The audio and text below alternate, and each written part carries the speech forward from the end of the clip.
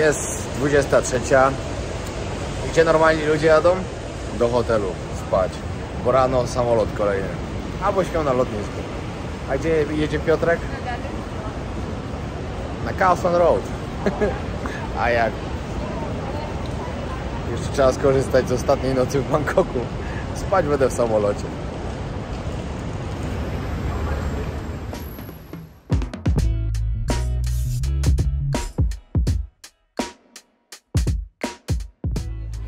Jest 23:36. Piotrek dojeżdża na Khao San. Znaczy na razie w okolice Khao San. Muszę iść znaleźć jakiś hotel, znaczy hostel, żebym tylko mógł zostawić sobie rzeczy i później się przespać chwilkę.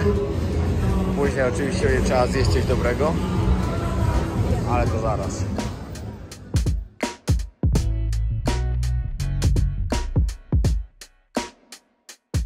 Dzisiaj pogadamy trochę z Martą. Marta jest aktualną mistrzynią Fame MMA, jest najlepszą dziewczyną we free fightach, z rekordem 5-1. Od kiedy jesteś w Fame MMA? Od samego początku? Od gali numer 3. Gali numer 3. Ale wtedy walczyłaś już o pas, czy jeszcze nie? Nie, wtedy walczyłam z Esmeraldą Godlewską, wiesz? Aha. No dobra, powiedzmy, że Fame MMA na początku było trochę inne niż jest teraz. No. Było wielu różnych zawodników. Dobra, to zacznijmy po kolei. Mam 12 pytań do Marty. Marta trochę o sobie opowie. No i dobra, zaczynamy. Dobra, zacznijmy od tego, jak to się stało, że zaczęłaś trenować takie walki. Wszystko zaczęło się od propozycji, którą dostałam od Wojtka Goli. I właśnie była to propozycja walki z Esmeraldą Godlewską. I to jest śmieszne. Ja nie interesowałam się Fame MMA od gali numer 1. Gdzieś tam się przewinęło dosłownie tydzień przed tym, jak dostałam propozycję od Wojtka. Usłyszałam w ogóle, że jest coś takiego jak Fame MMA i pomyślałam sobie, wow, ale to było w ogóle przeżycie, gdybym dostała zaproszenie do czegoś takiego. No i chwilę potem właśnie napisał do mnie Wojtek i stwierdziłam, że a w sumie czemu nie? I się zgodziłam, tak. Ile do pierwszej walki się szykowałaś? Miesiąc. Miesiąc? Miesiąc. Dobra, ale miałaś wcześniej coś ze sportem w ogóle wspólnego, czy kompletnie nic, tylko miesiąc i poszłaś się bić? Nie, kompletnie nic, miesiąc i poszłam się bić. No, to jest też ciekawe. No, ale to niektórych zawodnicy tak tam robili właśnie, że kompletnie nie mieli wspólnego i szli się bić. A dobra. Ja nie miałam nic totalnie.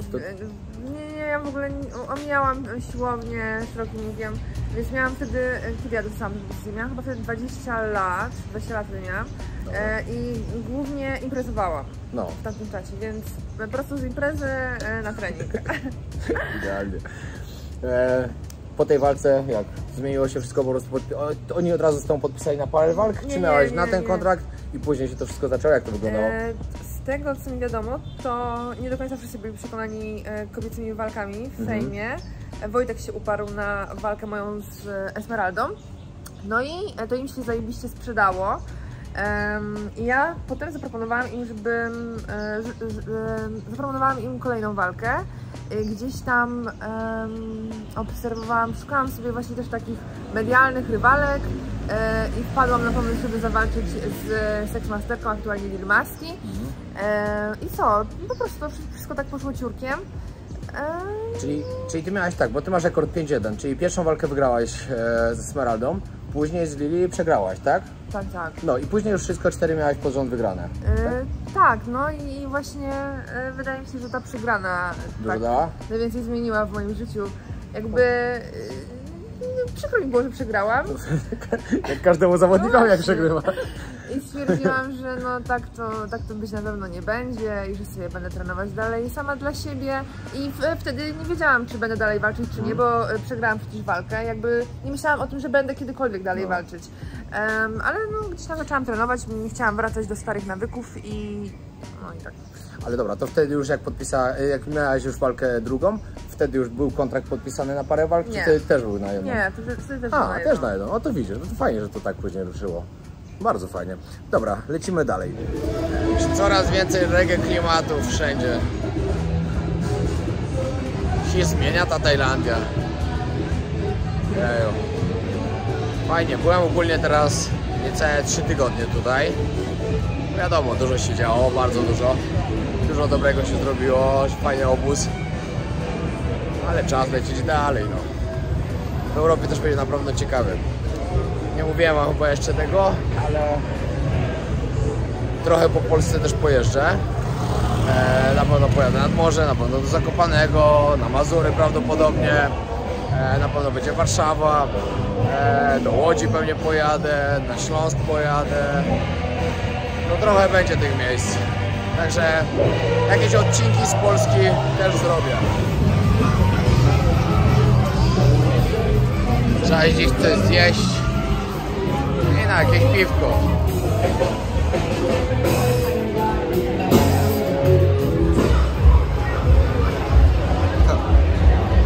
Cały sprzęt sprzedają. Tutaj można zioło kupić.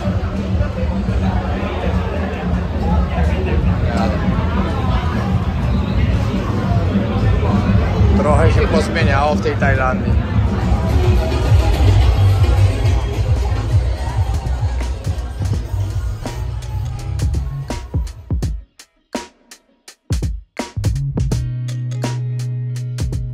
Dobra, jak kariera Fame MMA zmieniła twoje życie? Co możesz o tym powiedzieć?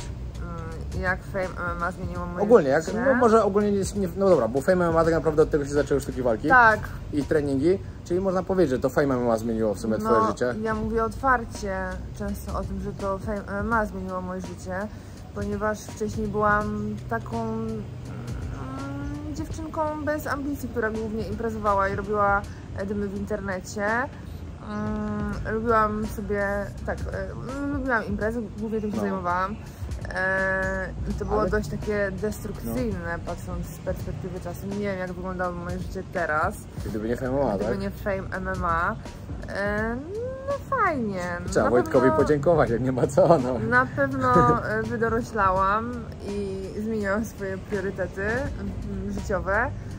No, zupełnie inaczej myślę. Wydaje mi się, że jestem zupełnie inną osobą niż byłam kiedyś, a raczej na pewno. No, ja uważam, że na 100%. No.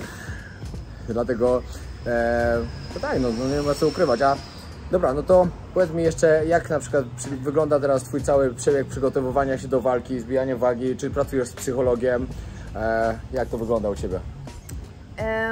No, takie... Przepraszam, że cię jeszcze się wtrącę. I ja też przepraszam, że przeszkodziłem, ale wam muszę powiedzieć o jednym. Marta przyjechała do nas na obóz, trenowała chyba najwięcej ze wszystkich. Ani raz nie poszła się z nami, dobra, poszła pójść, była z nami, ale nie piła. Wszyscy imprezowali, tylko nie Marta. I to trzeba przyznać, że to zaskoczony jestem, bo myślałem, że każdy się z nami napije chociaż raz. Marta nie piła, trenowała najmocniej i szacunek. Dobra, teraz możesz mówić o swoich przygotowaniach. Okay. Jak wyglądają moje przygotowania? No takie ciężkie przygotowania zaczynają się jakieś 3-4 miesiące przed walką, bo ja ogólnie jestem w treningu. Trenuję sobie 2 razy dziennie, tak sama dla siebie, ale nie przykładam tak zbytnio uwagi do diety, jem sobie co chcę. No, ale już tak 3-4 miesiące przed walką jednak no dbam, nie wychodzę z znajomymi aż tak często, dbam o sen, suplementuję wszystko, tak to potrafię sobie wstać, ominąć omega-3, napić się coli zamiast wody od razu po wstaniu. Najgorzej. I co, no te treningi są bardziej intensywne, sparingi są na pewno intensywniejsze, no tak to pykam się z chłopakami, tak jak z tobą, wiesz, takie sparingi jak robiliśmy to nie są takie sparingi jak przed walką, ale ogólnie no to w treningu to jestem cały czas, trenuję 2 razy dziennie, przed walką też trenuję 2 razy dziennie, nie chodzę do psychologa sportowego, ale od razu po tym jak wrócę do Polski zamierzam przychodzić cały miesiąc i porozmawiać się, pospotykać się z psychologiem sportowym. Ja ogólnie mam, wydaje mi się, że jestem twarda, można powiedzieć. Dużo przeżyłam i wyczytałam na swój temat w internecie, więc radzę sobie ogólnie, radzę sobie sama ze sobą, ale chciałabym jednak jeszcze skorzystać z usług jakiegoś profesjonalisty, może wzniesie mnie to jeszcze gdzieś wyżej. To ja ci gwarantuję, że na pewno tak będzie, bo ja też zawsze nigdy nie korzystałem z żadnych usług, żadnego psychologa sportowego i tak dalej. Przed pierwszą walką w Fame MMA ktoś mi polecił jednego chłopaka. Miałem z nim 4 spotkania, znaczy w sumie my rozmawialiśmy przez kamerkę, bo wtedy on był w innym mieście, nie chciałem i nie miałem okazji w sumie dojeżdżać. i naprawdę oni odblokowują takie rzeczy w głowie, o których nawet ty nie myślisz i on ci o tym powie, po prostu nakieruje cię, jak masz się kierować tym wszystkim. I to jest bardzo dobre, naprawdę. Psycholog sportowy, wiele osób myśli, że idziesz do psychologa, to masz problem z banią, bo wiesz, jesteś słaba psychicznie, a to wcale tak nie działa. Psycholog sportowy ma nakierować w jeszcze lepszym kierunku to wszystko, żeby zupełnie inaczej podchodzić do różnych rzeczy i pomaga, naprawdę pomaga. Także polecam i to bardzo. Przed ostatnią walką nie byłem, bo nie musiałem, bo po tym wszystkim, co mi powiedział podczas pierwszej walki, kierowałem się tym samym wszystko. Idealnie po prostu, zupełnie z innym nastawieniem się wychodzi. No to coś innego po prostu. Jestem ciekawa. Polecam, naprawdę polecam. Co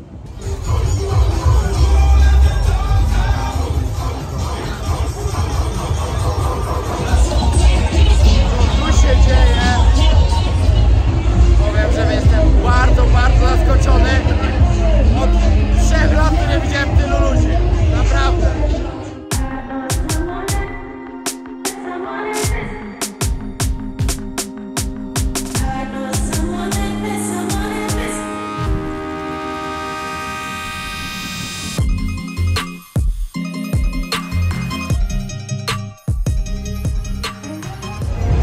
Naprawdę mocno w szoku, jak to poszło do przodu. Tutaj stoisko z tymi słoikami, wiadomo co jest w środku, to już jest chyba jakieś 6, które widziałem teraz na tej ulicy. Ostatnio jak zauważyłem na Patong jedno, to byłem w szoku, że w ogóle już taki legal jest. Ale tu to się już w ogóle nie przejmują, niczym kompletnie. Tu to już co kawałek jest. W ogóle jest dużo więcej klubów pootwieranych teraz. Dyskoteki już są normalnie otwarte od 1 lipca. Nie trzeba przede wszystkim już żadnego Thailand Passa wypełniać, nie trzeba mieć ubezpieczenia, żeby tu przyjechać. Jedyne co, musicie zrobić teścik albo być w wodzie i wtedy możecie przyjechać. Także dla wszystkich tych, którzy są anty, wystarczy zrobić teścik. Ci, którzy mają, to mogą normalnie. O, i kolejne stoisko za mną. Tu jeszcze ciastka robią. A tu kolejny klub, który był zamknięty. Ale Tajlandia wróciła do życia. No po prostu szok. Jestem zachwycony tym. Tylko że akurat wyjeżdżam stąd za 6 godzin. Ale miałem dzisiaj się wyspać. I już wiem, że się nie wyśpię. Na pewno. To muszę zjeść. Dobra, czy czujesz, że twoja przemiana może inspirować młode dziewczyny? Tak. Ja podkreślam, że też uważam, że tak. No, czuję, że tak.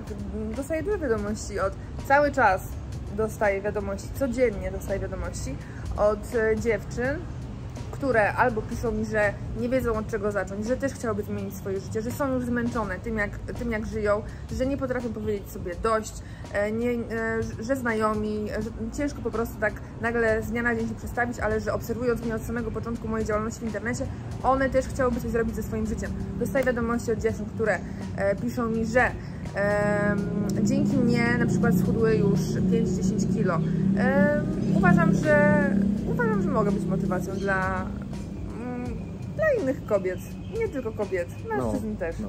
Ale ja też to właśnie chciałem podkreślić, bo wiele osób sobie myśli, że na przykład Fame MMA lub inne freakowe organizacje to jest masakra, patologia, żule i tak dalej. A moim zdaniem wiele z tych osób przez to, że zaczęło trenować, daje przykład tym wszystkim swoim obserwującym, żeby też zacząć po prostu coś robić. I wiele osób bierze z tego przykład.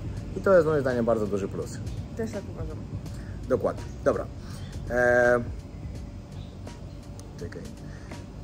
Czy masz jakieś plany na przyszłość w sporcie, w biznesie? O życie prywatne nie pytam, bo to jest twoja sprawa, ale tak ogólnie.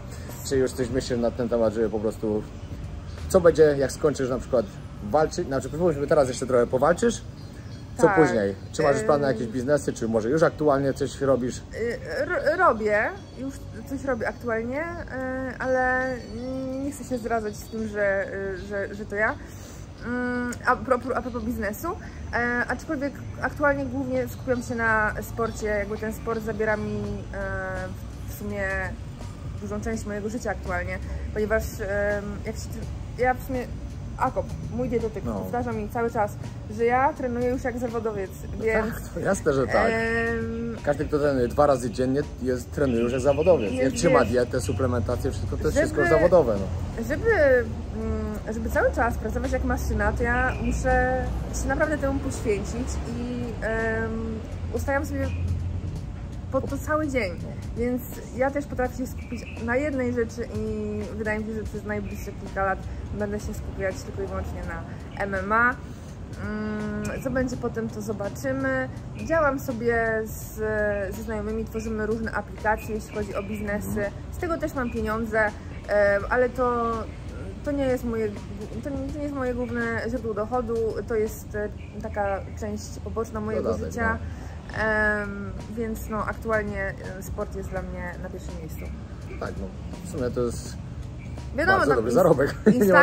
Instagram jeszcze jest tym zarobkiem, wszystko promuję przez tego Instagrama.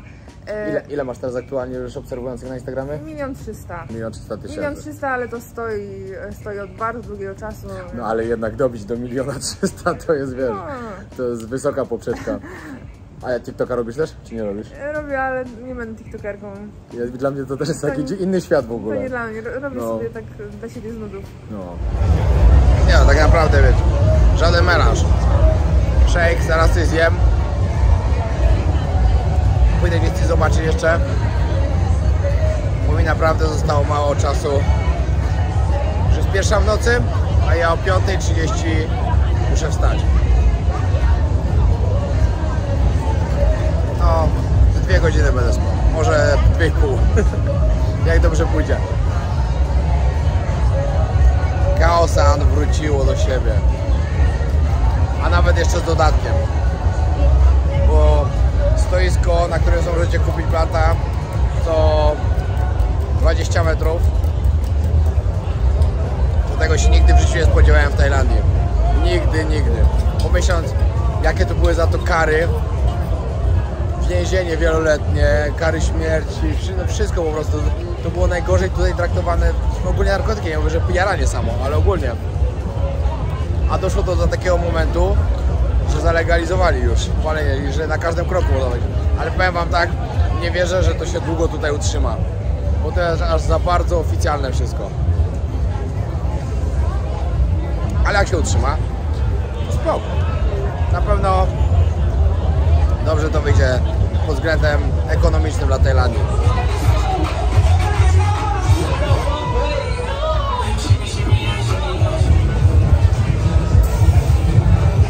Wow. A ja wyjeżdżam. Jestem tu sam. Miałem z kim imprezować. Cena za pad thaja przygotowanego w 43 sekundy. 6 zł. Dobra, no to może powiedz, jak odebrali ludzie Twój występ u Kuby Wojewódzkiego? Wydaje mi się, że odbiór był bardzo dobry. Spotkałam się z kilkoma, przyjrzałam sobie wszystkie komentarze pod moim zdjęciem, które dam od Kuby i dosłownie było kilka komentarzy typu, że o Boże, kogo on zaprasza, kończą mu się pomysły na gości, że do czego zmierza ten świat właśnie, ale ogólnie wydaje mi się, że odbiór był dobry, bo mogłam sobie pogadać z Kubą, tak? No. Aczkolwiek wydaje mi się, że Kuba nie do końca wiedział, co się aktualnie dzieje w internecie i czułam się troszeczkę tak, jakbym rozmawiała ze swoim ojcem. No to w sumie, ale to w sumie w tym wieku na pewno jest twojego ojca, tak. Jak nie starszy w ogóle. Chyba są w tym samym wieku. No. Dobrze mi to zrobiło PR-owo. Ktoś, kto mnie nie znał albo tylko mnie słyszał, jak może posłuchał tego i zobaczył, to coś tam sobie pomyślał. No. Dobra, a powiedz mi, jak sobie właśnie radzisz z tym hejtem i czy nie denerwuje Cię na przykład to, że ludzie cały czas tylko pamiętają coś, co się działo wiele lat temu, a nie patrzą na to właśnie, jak przeszłaś przemianę i jak to wygląda teraz, że jesteś na przykład wzorem dla wielu dziewczyn, jak można się zmienić, no i naprawdę wyjść na tym bardzo mocno do przodu, no. Nie ma co ukrywać, no. Jak sobie radzę z hejtem?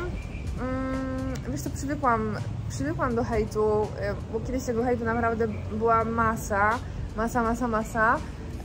Ja jako dość młoda osoba, ponieważ pamiętam, miałam wtedy 18 lat, kiedy zaczęłam prowadzić tego Instagrama. I po prostu szłam jak burza, afera za aferą na całą Polskę. Wiesz, to wszystko wybuchało wtedy, no. Tak, no. Wiesz, miałam wtedy 18 lat i jakby ja sama sobie z tym radziłam. Nie rozmawiałam w ogóle o tym z rodzicami, ani z żadnym psychologiem. Po prostu sama się tym wszystkim bawiłam, sama to wszystko czytałam każdy komentarz na swój temat i jakby hejt aktualnie mnie nie rusza. Po prostu no wszystko chyba już na swój temat usłyszałam. I co? Ale to jest najlepsze właśnie, że najwięcej gadają ci ludzie, którzy tak naprawdę cię nawet nie znają. Nie, to jest, dla mnie to jest też ciekawe. Ja wam powiem jak jest. Ja Marty wcześniej, tak minęliśmy się gdzieś kiedyś tam na Fame MMA, gdzieś w windzie chwilę pogadaliśmy i tak dalej. I sobie myślę, no co, nie mam zdania, co mam słuchać, co ludzie gadają. Pozytywna dziewczyna. Przyjechała na obóz. Ciężko zapieprzała, naprawdę mocno. Bardzo sympatyczna i tak dalej, a ludzie i tak dalej pamiętają coś, co było nie wiadomo lat kiedy. No, to jest masakra po prostu. Nie, dlaczego ludzie po prostu nie patrzą, a najlepsze jest to jeszcze, jak ludzie żyją czyim życiem. To jest najgorsze. Że zamiast żyć swoim życiem, to każdy tylko w internecie mądrzejszy jest do drugiego. Zresztą wydaje mi się, że muszę, nie to, że muszę coś komuś udowodnić, chociaż wydaje mi się, że i tak już mogłam udowodnić ludziom, że jednak coś potrafię, no. I stać mnie po prostu na coś. Tak samo wczoraj gadałam z kolegą z obozu, nie będę mówić tutaj imienia, powiedział mi, że tak samo przyjeżdżał tutaj, słyszał, że będę, ale nie miał zdania, bo po prostu nie słuchał ludzi, ale powiedział mi wczoraj, że naprawdę jestem bardzo pozytywną osobą, że normalną i że totalnie nie posłucha się nikogo, kto będzie coś mówił na mój temat. Ale wiesz, gadają ludzie, którzy cię nie znają. No tak, co to jest nie znają mnie. Ja już się w internecie nauczyłem, nie oceniaj nikogo, jak go nie poznasz. Wiadomo, poznałem nieraz kogoś, o kim dużo słyszałem, poznałem go, dobra, było to samo, no to dobra, no to nie ważne, to koniec tematu, ale tu akurat w swoim przypadku to spokojnie mogę powiedzieć, że tak nie jest. Wiesz, zauważam, są też ludzie, którzy po prostu nie chcą dać mi szansy. Mam takich hejterów, też w polskim show biznesie, gdzieś tam na TikToku. Są to osoby, które nieważne co bym zrobiła, i tak zawsze będę B, więc ja z kim nie walczę. Nie ma co z tym walczyć, tracić energii, po prostu trzeba skupić się na sobie. Najważniejsze. No i tyle. Najważniejsze, dokładnie tak. Dobra, lecimy dalej.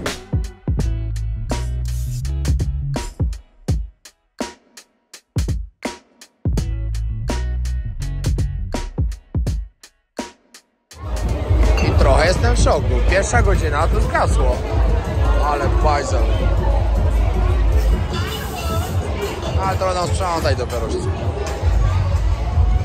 Ale dziwne, ale i tak kluby działają, także wszyscy się pewnie do dyskotek teraz przeniosą.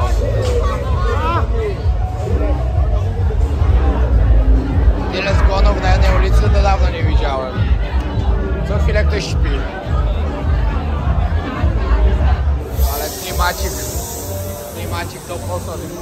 Dobry do Bangkoku wrócił. Bardzo, bardzo dobry. Aj. Jest 1:30.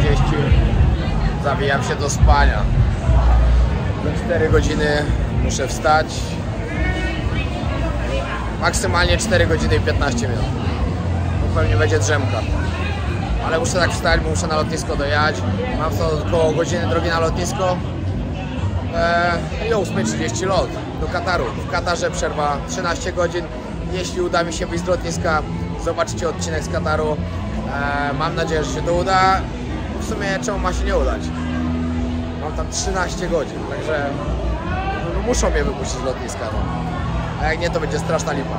Co możesz powiedzieć na temat Tajlandii? Czy ci się to podobało? Na temat obozu? Czy coś... No dobra, ja powiem że bardzo dużo trenowałem. Uważam, że Tajlandia jest piękna.